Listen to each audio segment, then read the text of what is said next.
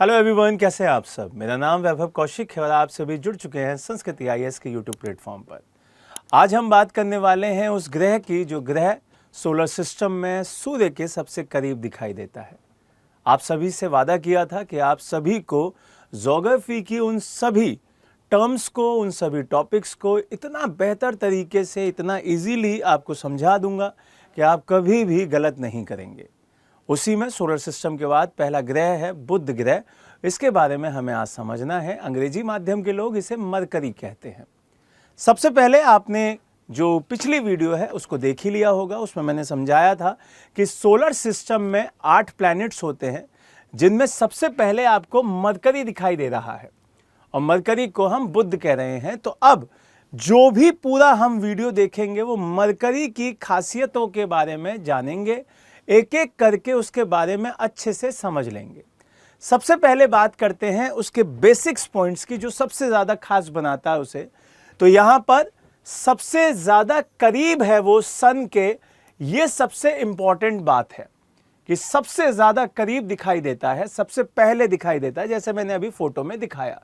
दूसरा, यहाँ पे जो सूर्य से दूरी है वो 57.9 मिलियन किलोमीटर्स है। अगर आप ये सोचें कि 5-6 किलोमीटर होगा, नहीं, 57.9 मिलियन किलोमीटर्स इसकी दूरी है। यहां से आगे बढ़ते हैं तो सूर्य के सबसे करीब दिखाई देता है। उसके साथ साथ यहां पे ये भी याद रखना है कि ये सबसे छोटा भी है। सबसे स्मॉल यही दिखाई देता है, सबसे छोटा भी यही दिखाई देता है, तो ये भी याद रखिएगा। अब अगर ये सबसे करीब है तो इसी वजह से एक और नाम दिया गया है इसको, और इसी वजह से इसे कहते हैं इंफीरियर प्लैनेट। तो ये नाम आप ध्यान रखिएगा।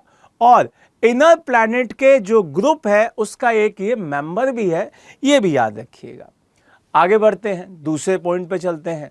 दूसरा पॉइंट क्या है, जैसा अभी मैंने बताया कि ये सबसे छोटा है। सबसे छोटा in the sense area wise ये सबसे स्मॉल दिखाई देता है, सबसे छोटा दिखाई देता है आकार में। अगर इसके व्यास की बात करूं तो यहां पे इसका व्यास आपको ध्यान रखना है 4879 किलोमीटर का। तो ये व्यास है इसका, और ये याद रखिएगा कि ये सबसे छोटे का व्यास है। तो सोचिए आगे का कितना ज्यादा होगा। अब यहां से अगले पॉइंट की बात करते हैं भाई। अगला पॉइंट क्या है जो आपसे पूछा जा सकता है कि वायुमंडल के साथ क्या इसका कोई संबंध दिखाई देता है? तो नहीं, यहां पे कोई भी वायुमंडल नहीं दिखाई देता, यहां पे कोई एटमॉस्फेयर नहीं है। और मरकरी पर ठोस वायुमंडल प्रॉपर नहीं दिखाई देता, यह चीज आपको ध्यान रखनी है। दूसरा, यहां पर कारण क्या है? तो यहां पे कारण है कि कम गुरुत्वाकर्षण बल जो दिखाई देता है, ग्रेविटेशनल फोर्स यहां पे बहुत कम है, और जो सूर्य की सौर हवाएं हैं वो बहुत ज्यादा तेज हैं। तो ये दोनों पॉइंट याद रखिएगा कि एक तो लो ग्रेविटेशनल फोर्स, दूसरा यहां पे सूर्य के द्वारा जो तीव्र सौर हवाएं हैं वो ज्यादा दिखाई देती हैं इस वजह से। अब यहां पे तापमान की बात की जाए तो यहां पे बहुत बड़ा अंतर दिखाई देता है कि भाई सुबह अलग है, रात में अलग है। तो डिफरेंस सबसे ज्यादा इसी प्लैनेट पे दिखता है। सौर मंडल का ये अकेला ऐसा प्लैनेट है जहां पर आपको डिफरेंस बहुत दिखेगा टेम्परेचर में। कैसे? आपको अगर दिन में यहां पर डिफरेंस देखना हो तो 430 डिग्री सेल्सियस यहां का टेम्परेचर हो जाता है, और रात का डिफरेंस अगर चेक करना हो कि भाई टेम्परेचर रात में कितना है तो -180 डिग्री सेल्सियस हो जाता है। आप सोचिए, दिन में 430 डिग्री सेल्सियस, रात में -180 डिग्री सेल्सियस। तो ये आपसे पूछा जाएगा कि भाई सौर मंडल में, सोलर सिस्टम में सबसे ज्यादा जो टेम्परेचर का ऊपर नीचे होता है वो कहां होता है? तो आंसर हो जाएगा मरकरी में होता है। आगे बढ़ते हैं और बात करते हैं परिक्रमण और घूर्णन की। तो यहां पे घूर्णन और जो परिक्रमण है वो बहुत इंपॉर्टेंट है। जो इसका परिक्रमण काल है वो सूर्य का जो चक्कर लगाता है ये, उसी को परिक्रमण काल कहते हैं, वो 88 डेज में कंप्लीट कर लेता है।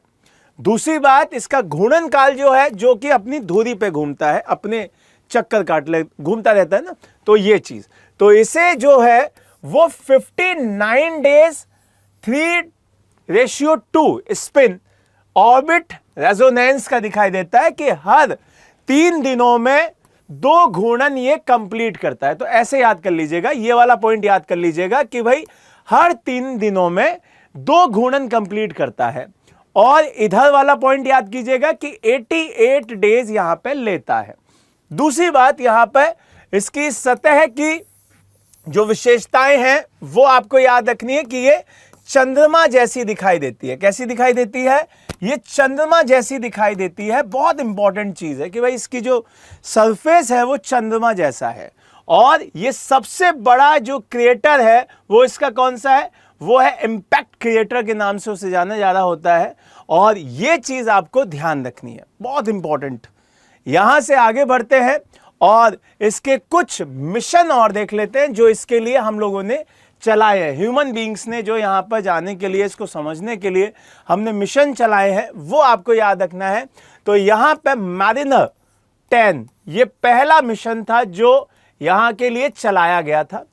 दूसरा यहां पर जो मिशन चलाया गया जो कि बहुत इंपॉर्टेंट हो जाता है, और वो चलाया था नासा ने 2011 में, उसका नाम था मैसेंजर। मैसेंजर मरकरी की कक्षा में घूमने वाला पहला मिशन था।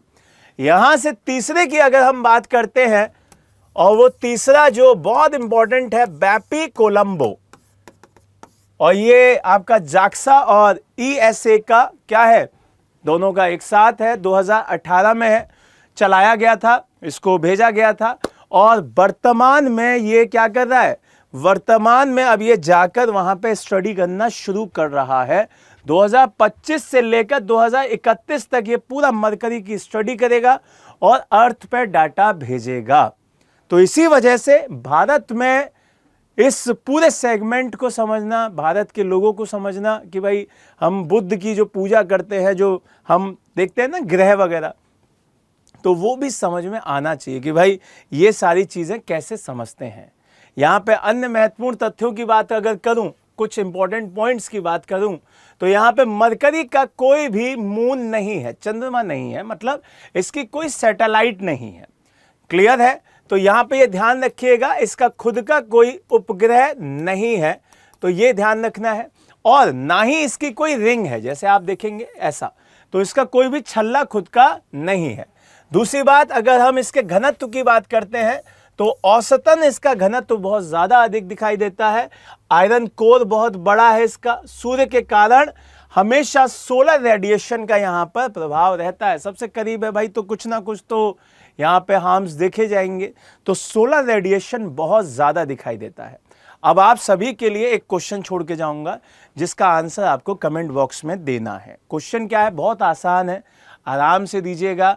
बस थोड़ा सा मेरे साथ जुड़ने के लिए आपको ये आंसर देना जरूरी है, जिससे मुझे भी लगे कि हाँ, जो मैंने बताया आपको समझ में आया।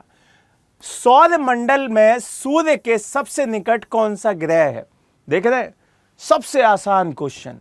4 ऑप्शन आपका, वीनस, अर्थ, मरकरी, मार्स।